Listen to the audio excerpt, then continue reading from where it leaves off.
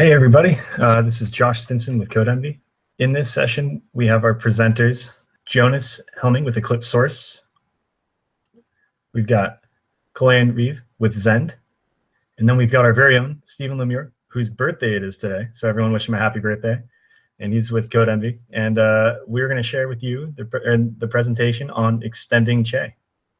Hi, good afternoon, everyone. Thanks for joining us this afternoon at this CheConf session about Che extensibility model. We will discuss about plugin and extension authoring, but before that, I'd like to introduce the speakers.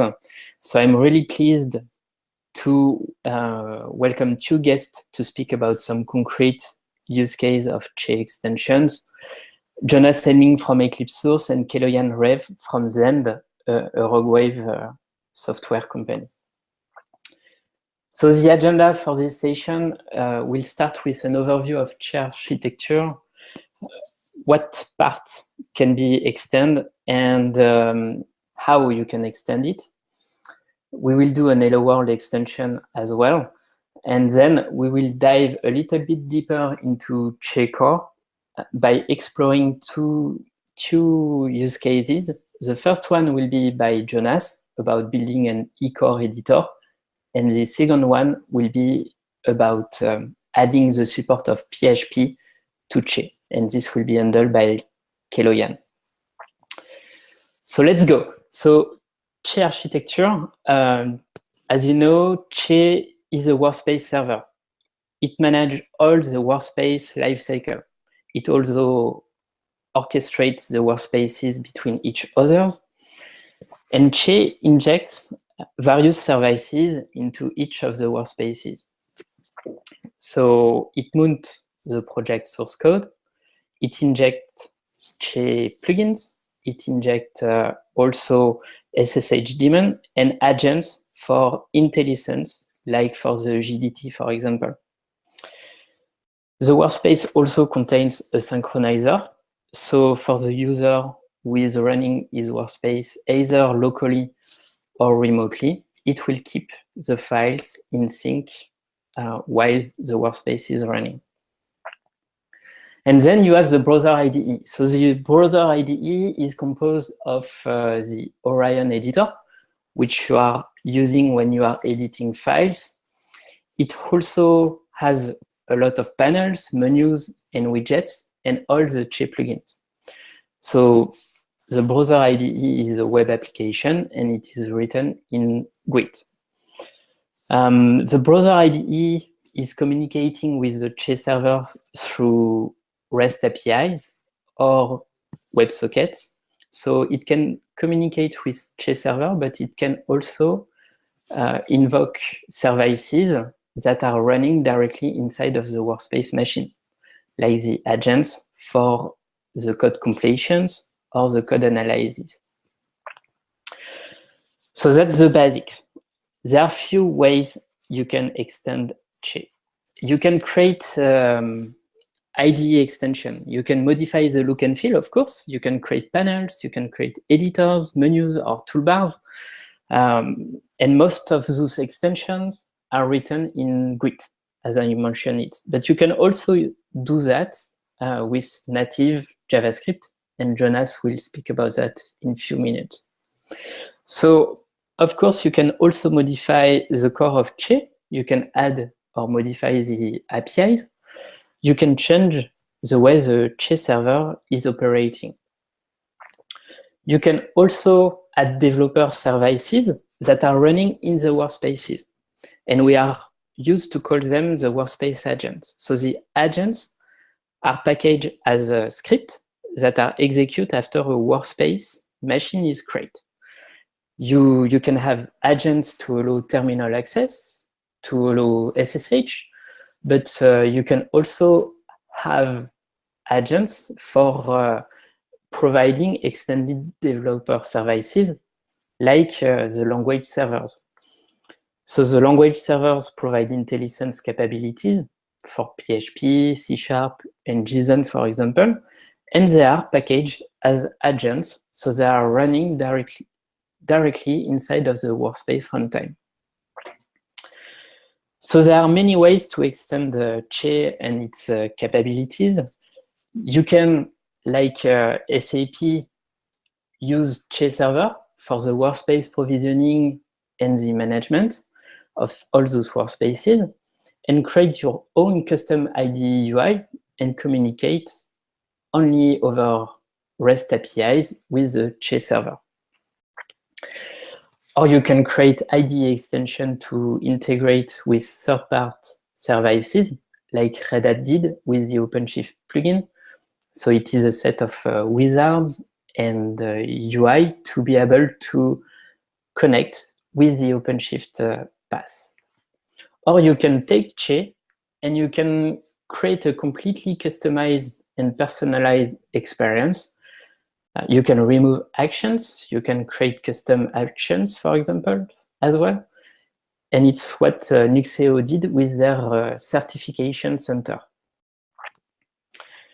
So there are many ways and number of ways you can extend Che, but how it will look. So let's do a quick HelloWorld plugin, and the very basic steps are to create a new Maven project. Then we will create a singleton extension. We will then create the Git module, and then register the extension inside of Che. So once I will have created my Maven project, I will create a Java class. Inside of this Java class, there are two annotations that are very important. The first one is @singleton, which is required because in the case the instance is triggered several times, this extension will need to be initialized only one time. Then there is another annotation which is important. It's the @extension. It has some metadata, the title, and the version. And it lets Che application know this is an extension and the code will be executed when launched. In the constructor of my HelloWorld class, I will get the notification manager, and the notification manager will be used to display a small HelloWorld message in the IDE UI. It will be displayed in the event panel. Then I will create my Git module. So it is an empty module which inherits from the Che IDE APIs. So this way I can get the notification manager. But it is empty because there is no custom UI with this extension. So we are just reusing the API to display a small message, and the API is the notification manager. Once I have my HelloWorld plugin create, I will build it. So it is a Maven artifact. So I just need to do a Maven clean install of my HelloWorld extension. But now I have to register my plugin. So as it is a Maven artifact, I need to add the Maven dependency inside of Che. So I will add the dependency to the root pom.xml of my Che. I will link my artifact inside of the IDE assembly. So because it is an extension which will affect the UI of the IDE, I will add the dependency to the assembly IDE war. And then I will also add the Git module to the IDE Git application. So the IDE Git application is inside of the assembly IDE war, and I will inject my extension there. Once I have this done, I have my sample plugin that is built. I add the dependency to my Che. Now I need to create a custom assembly. So it will be a completely new Che assembly, which will include our new extension. So at first, I will start by building my assembly IDE war, and then I will rebuild my assembly main. And once I have that, I can run my sample and my custom Che. So let's do that. So I'm going to share my screen. So I already built it, and it is running on my local machine. So what I will do is that I will create a new workspace. I will select the Java runtime, create the workspace. And now I will run it. And I will open it. While I will open it, the IDE application is initialized, the workspace is starting. But while the IDE was initialized, the extension has been injected and the HelloWorld message has been displayed. So that's it. That's the few steps that you need to complete in order to create an extension inside of Che.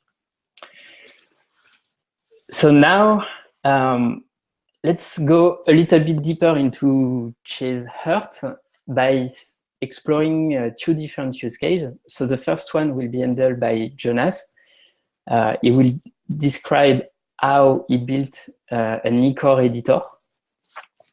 And then Kaloyan will do an experience report on adding PHP support to Che. So Jonas, it's all you. Hello, thank you for the introduction, and hello from Munich. I'm Jonas, working at Eclipse Source, and I would like to talk about an eco editor that we have built based on Che. So let me switch to the slides.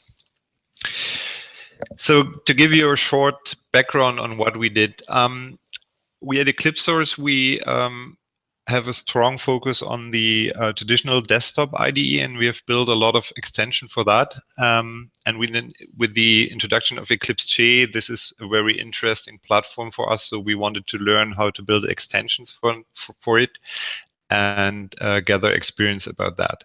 So we selected a use case. The use case is an existing tool which is available for the desktop IDE, and we wanted to migrate or re-implement that for Che. So what I would like to tell you is the experiences that we made and how it was possible for us to even reuse most of the existing code. About the tool itself, most of you might not be familiar with eCore. That's part of the Eclipse modeling framework. If you don't know it, you can just assume it to be something like XSD. What we see on the slide is what we call a model. It's a definition of entities, and what you can do with that is you can generate Java code. The Java code will contain something like Java beans, so you don't have to write those classes manually, but you can generate from the code.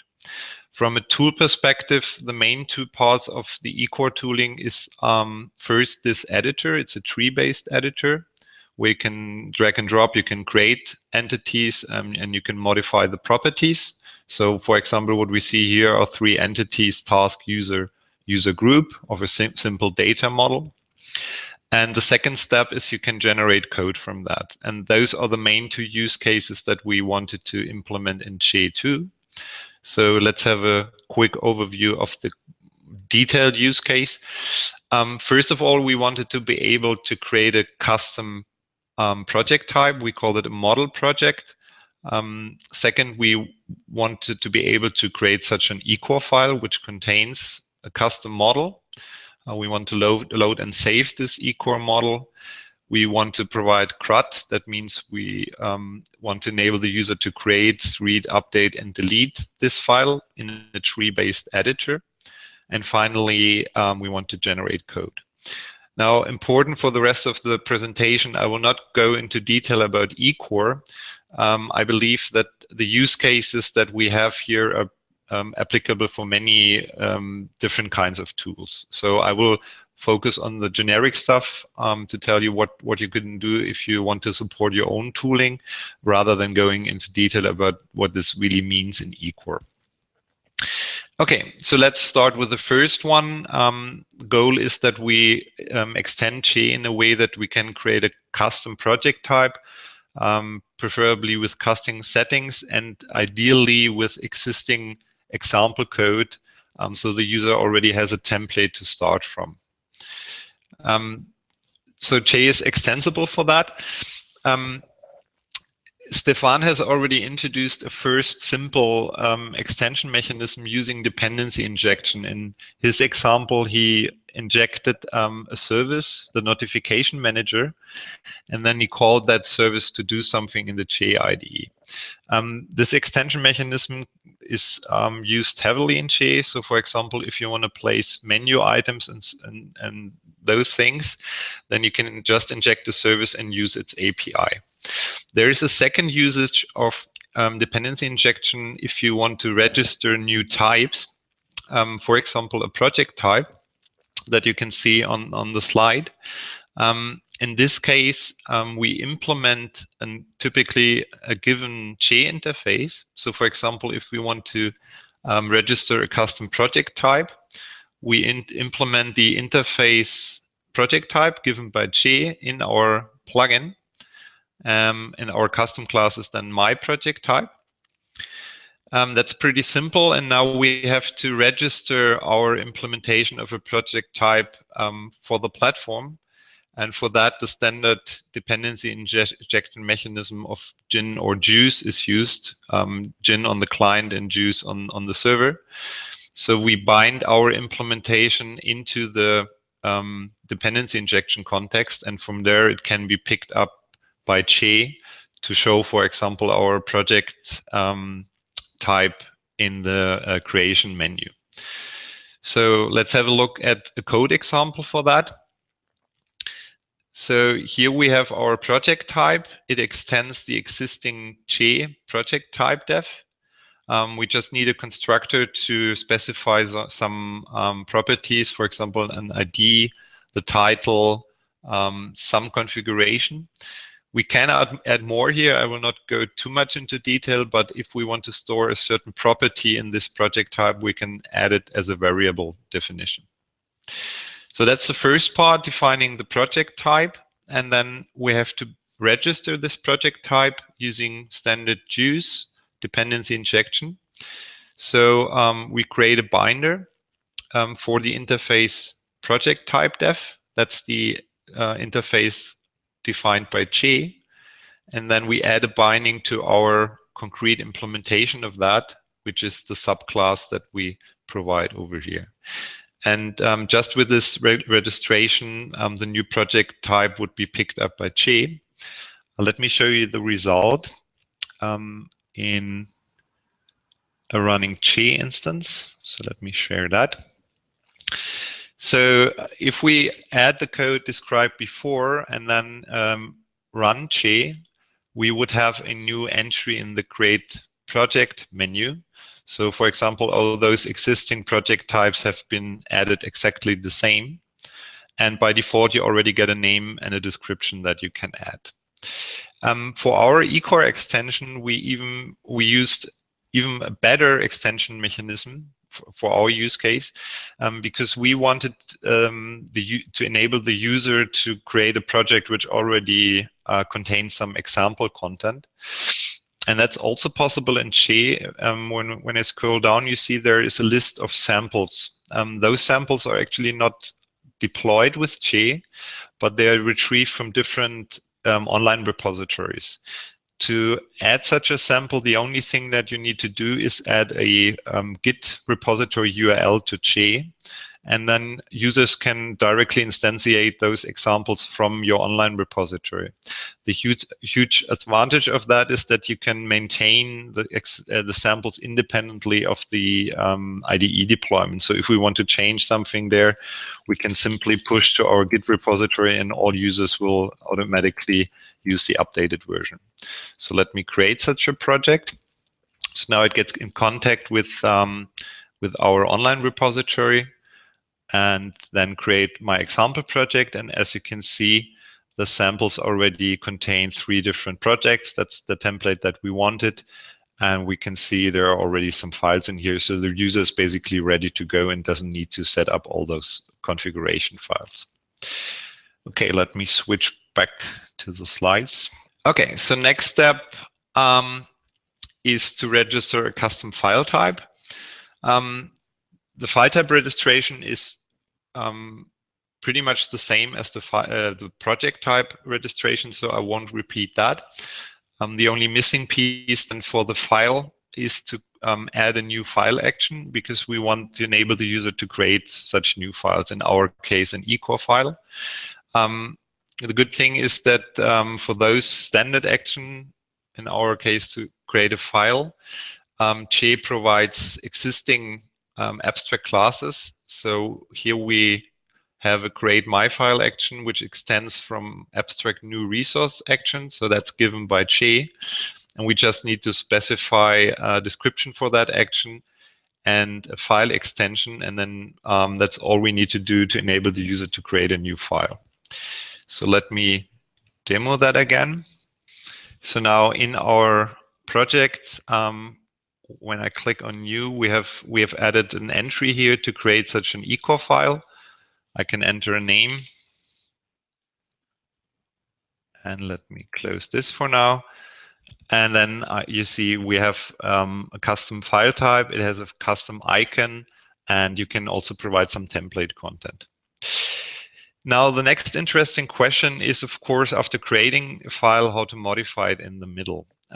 If you don't do anything there, I will simulate that by renaming this file to equal1. So now it's a file type which is unknown to Che, and open it. You will see that Che can open all text files with a standard editor. This standard editor is provided by Orion, or it uses the Orion framework. It's pretty powerful, but it's based on text. So for our use case, it was not the perfect match. So let's discuss what different choices you have when you want to implement an editor for Che. First obvious choice, if you want to do anything related to text, is to use this Orion editor that I've just shown in the demo. It provides out-of-the-box supports for most common languages like XML, Java, JavaScript, and so on. And it can even be extended. So it's a framework by itself. So if a language is missing, you can add language support directly to the underlying Orion editor. The preferred way nowadays, I would say, to do that would be to use the language server protocol. Because if there's a language server available for your language, you just need to connect it. If there's no server available for your language, you might consider to write one, because then you can reuse this language support in other tools too. So it's a pretty flexible way. I don't have the time to go into detail, but that's definitely the preferred way to provide support for new languages. And finally, Che provides an additional API on top of the Orion editor to adapt things like code completion, quick fixes, syntax highlighting, and all the features that you typically want in a powerful language editor when we deal with text. Now, in our case, as shown on the first screenshot, we don't want to deal directly with text, but we want to have a tree-based editor. Additionally, we want to display some forms for the user to enter properties. Now, for that use case, there are two ways you can go. First, as Stevan mentioned before, you can implement your own component in Grid. So as Che is written in GWT, you can just add a custom component. There is a API to add your own editor, and if you're familiar with Grid, it's pretty simple to implement whatever you want and show it in the IDE. Now, one of our goals was to implement as few code as possible and to reuse other existing components. So we didn't want to write a new component in GWT. What we wanted to do is to embed an existing editor, and more precisely, an existing editor which is based on HTML and JavaScript. And as Che, the IDE at the end of the day, is a browser application, that's possible, and it's even supported well. And that enables us to use any existing UI component which you can embed and which is based on HTML and JavaScript. So that's the third choice is the one that we took, and let's have a more detailed look at that one. The framework or the component that we wanted to embed is called JSON Forms. I will not go into detail about that. That's framework which makes it pretty efficient to write tree and form-based UIs. So basically, you just need to provide a JSON schema, and then you get for free a tree and a detailed view. So if you look at this, the screenshot below, that's pretty much what we want for our eco editor. So that's why this framework was a good fit. Now, the interesting part is how to embed this into Che. What we see here is a conceptual overview. I will start at the bottom. When you extend Che by a new UI component, a view, this view will then create an HTML element when the application starts, when the IDE starts. Now, what we did is we added a view which just creates an empty placeholder here. So it doesn't really render the UI itself. It just creates a placeholder with a given ID, so we know where exactly in the HTML DOM we want to place our extension. And then we added what we call a presenter, in this example, HelloWorld presenter, which uses the GWT capabilities to add a JavaScript file to the rendered HTML window. And then this JavaScript can access the existing HTML element and thereby modify the DOM. And this provides now full access to our HTML DOM, so we can basically do whatever we want here. In our case, we replace this HTML element with the component that we want to embed at this place. Now, the final missing piece is only embedding the component would be nice, but then it's not connected to the data. So we need a way to pass input to our editor. And for that, again, we use a nice GWT capability. We create a class called overlay, which provides a Java API, as GWT applications are implemented in Java. And it forwards those calls to our JavaScript. So basically what we can do here, for example, is to provide a method setInput, and this will then be forwarded to our JavaScript. And then this JavaScript API or this JavaScript component can fill our HTML element with any input that we want. If you're interested in this approach, it's part of the Che extension documentation. Okay, so let's have a look at that in the running IDE. So now let me close this standard text editor and browse to a real eco file. And now when I double click this, we see here it's a little bit small. We see now we have here in the middle the tree-based editor. We didn't spend much time on polishing it, but it works pretty much out of the box. So only by embedding this existing component, we have features like, or we can see all attributes. So for example, if I rename this class to task 1 to 3, data binding is there. We can look at all the sub-elements. We can even create new elements. So it's to be usable in a real context, we would have to apply some polishing, but the CRUD use case is definitely there. So all the attributes can be modified. Okay, so let's switch back to my slides. So one missing piece that I didn't mention is that our component that we used for the UI creation on the client consumes a JSON, while eCore on the server, the eCore file contains an XML format. So to use this existing UI component, we have to convert from XML to JSON. And that's a good use case, or that was a good use case for a server extension. As Stevan mentioned before, you can either extend the client, but also the server.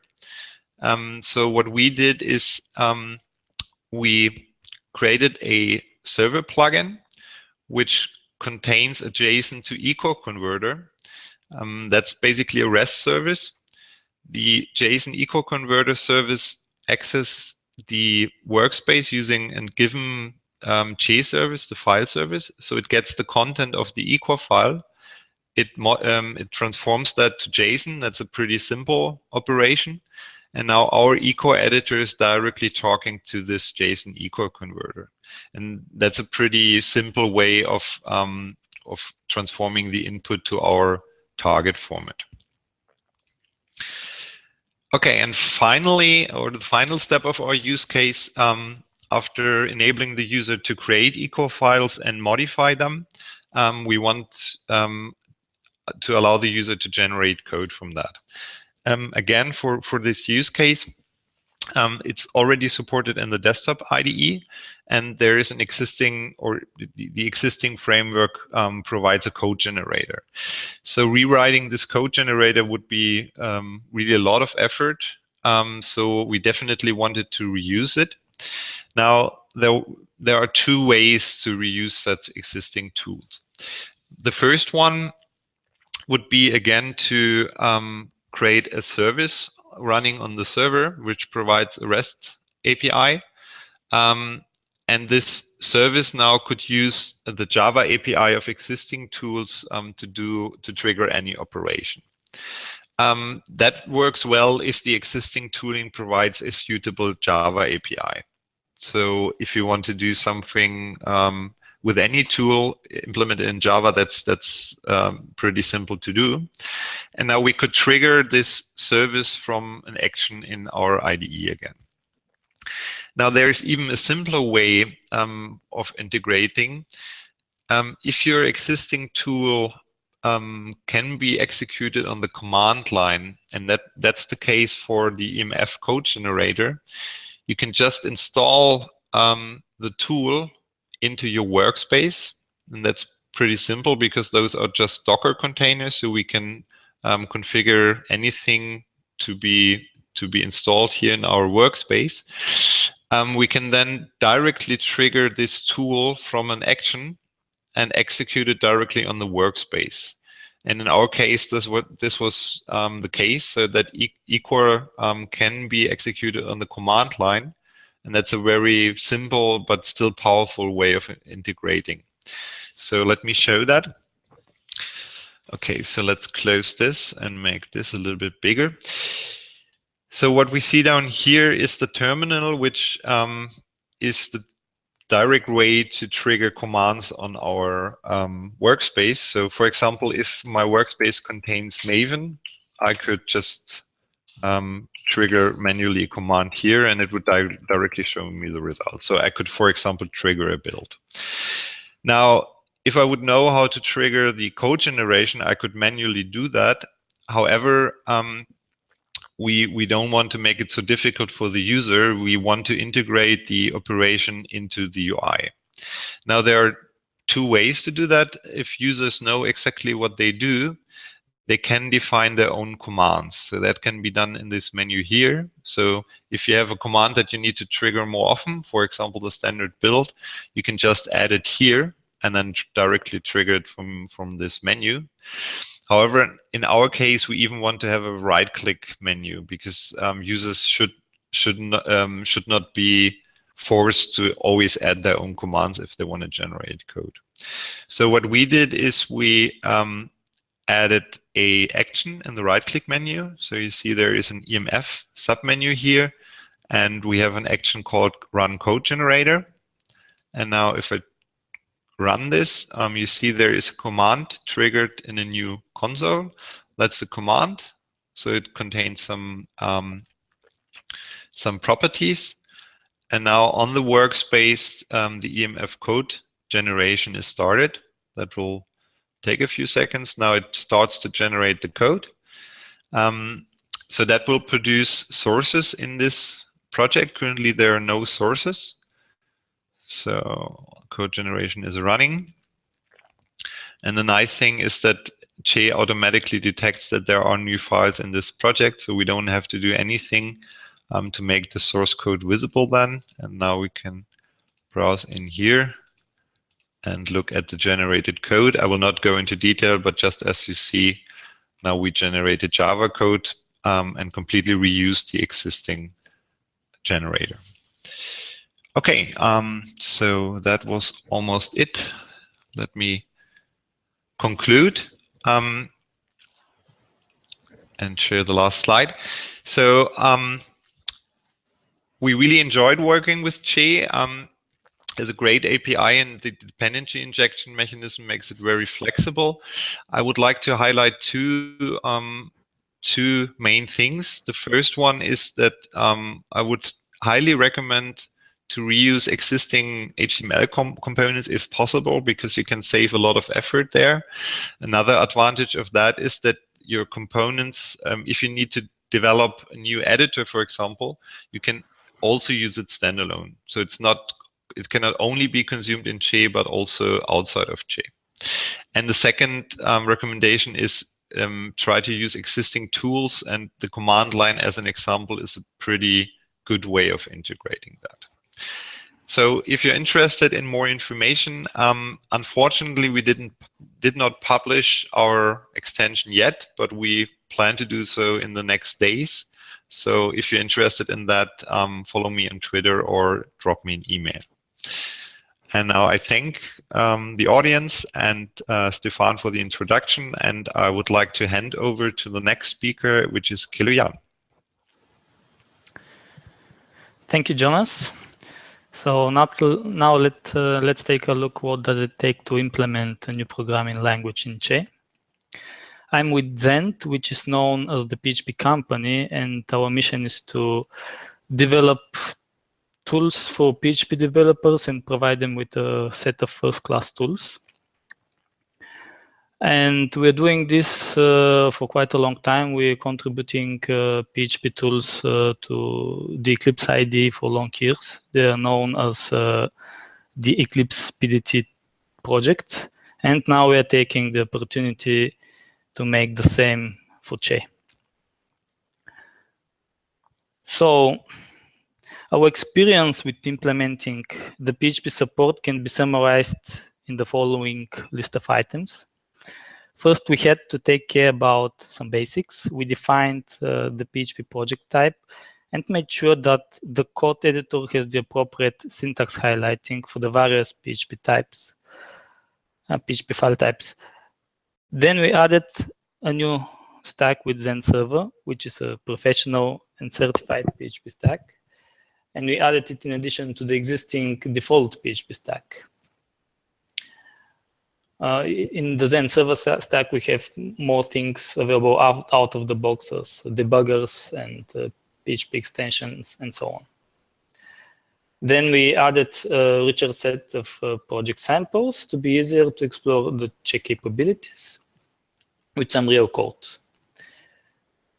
Next, we started looking at implementing IntelliSense. Luckily, at that time, Che was in progress of adopting the language server protocol.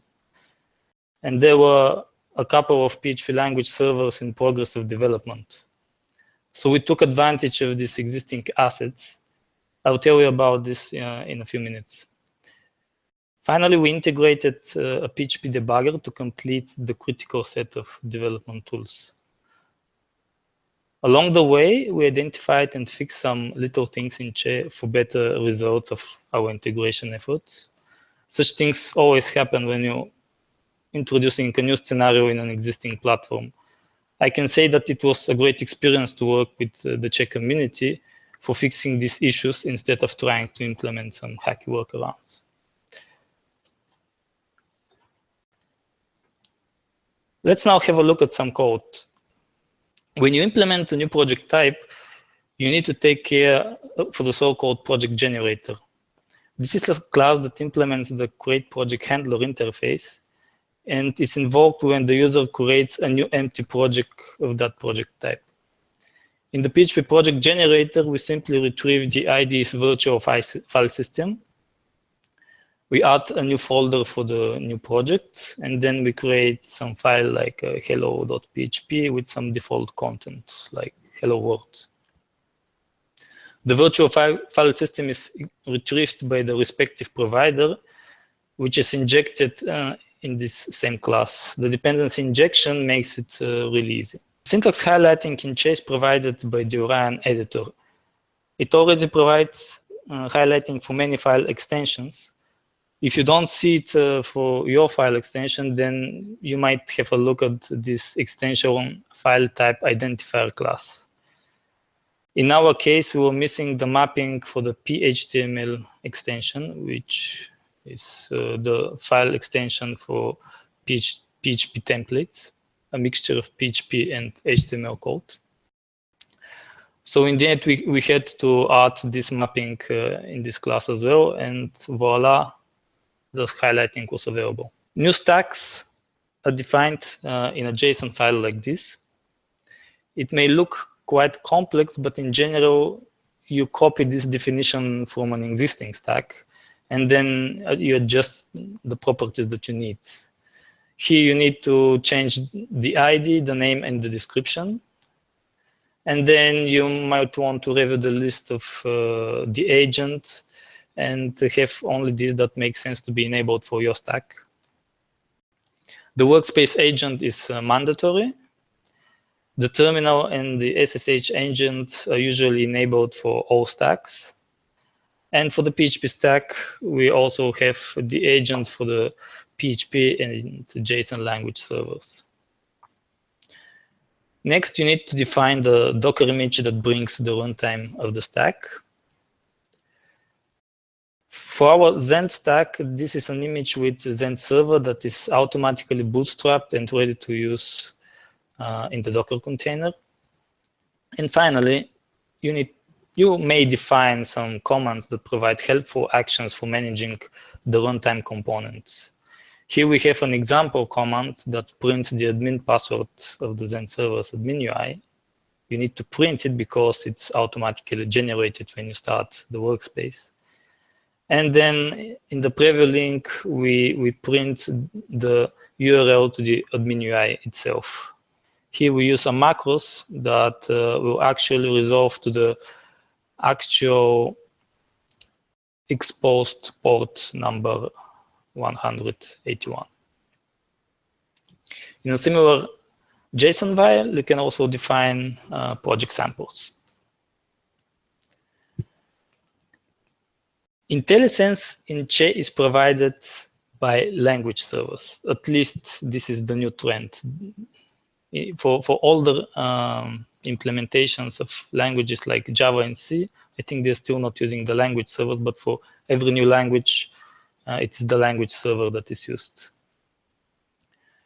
There is a language server for PHP as well, and it evolves pretty fast and already provides the most important IntelliSense features like code completion, syntax validation, formatting, finding symbols, code navigation, and others. However, the most important feature of this language server is that it is implemented in pure PHP. This allows reusing existing PHP tools. We use the PHP parser for parsing the PHP code, as well as for the syntax validation. PHP code sniffer is used for the code formatting, and we plan to use code sniffer also for static code analysis in the near future. Other PHP tools like the PHP mess detector are also good candidates to be used in the PHP language server. Another benefit of having the language server implemented in pure PHP is that it dramatically lowers the contribution bar of PHP developers. Think about it. So far, all popular PHP IDEs and editors were implemented in Java or C. Now this is about to change. If you're a PHP developer, you can now go ahead and use your PHP skills to improve your IDE by contributing to the PHP language server. You can see the link to the project below on the slide. And of course, it's open source. Now, we have the language server, and let's see how Che launches it. You need to implement a language server launcher for your language server. It starts the language server as a child process. The input and output streams of the parent and the child processes are connected via pipe. And this acts as the communication channel between Che and the language server. The actual code that initializes the language server is provided by a launch shell script. This shell script is provided by an agent. As you remember, we defined what agents are enabled in the stack definition. Each language server has its own agent. The agent is a script that injects resources in the workspace machine. Here, the PHP language server agent downloads the binaries of the language server from a central repository. This is the Codenvy repository at the top of the slide. Then it extracts it, creates the launch script. If I can point to it, here is the launch command itself. Here we actually invoke the PHP executable, which calls the PHP file with the entry point, and then it writes it to this launch.sh script file.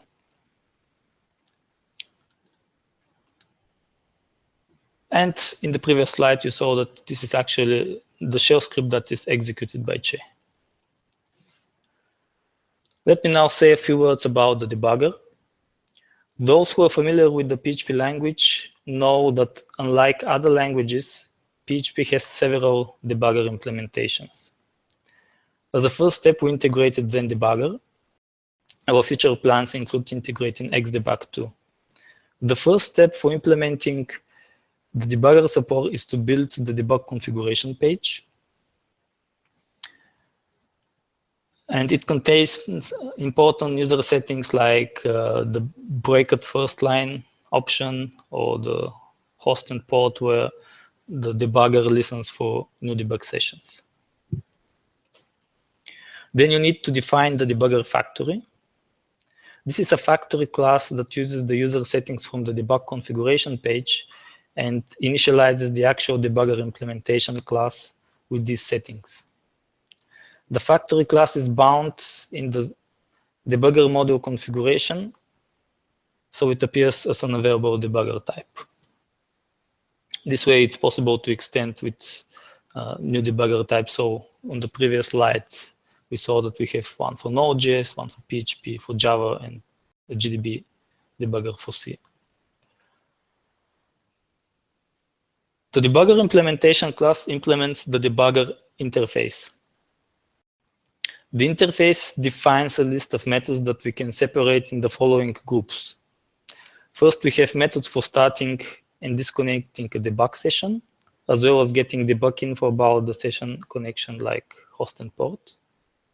Then we have a set of methods for managing the breakpoints. Next are the methods for working with the variables available in the current stack frame. And finally, we have the methods for progressing in the code execution, like stepping over, stepping into, and etc.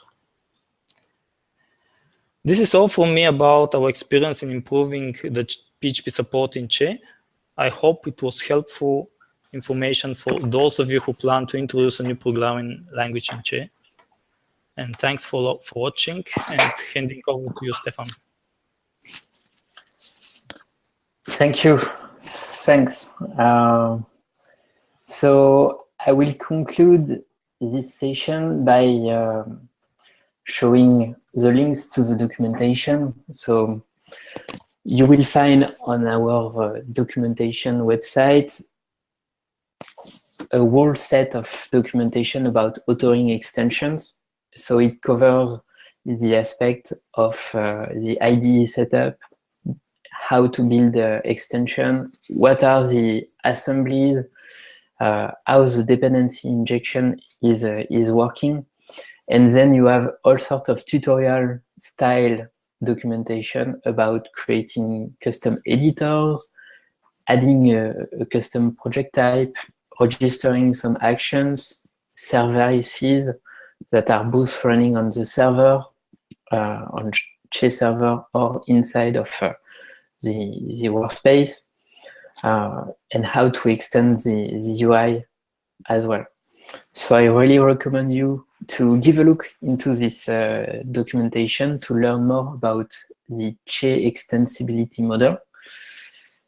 You will also be able to explore all the samples extensions that are provided with Che. So they are on the repository of Che, so github.com eclipse/Che, and it is inside of the sample folder. So you will find some sample code to get started and get hands-on.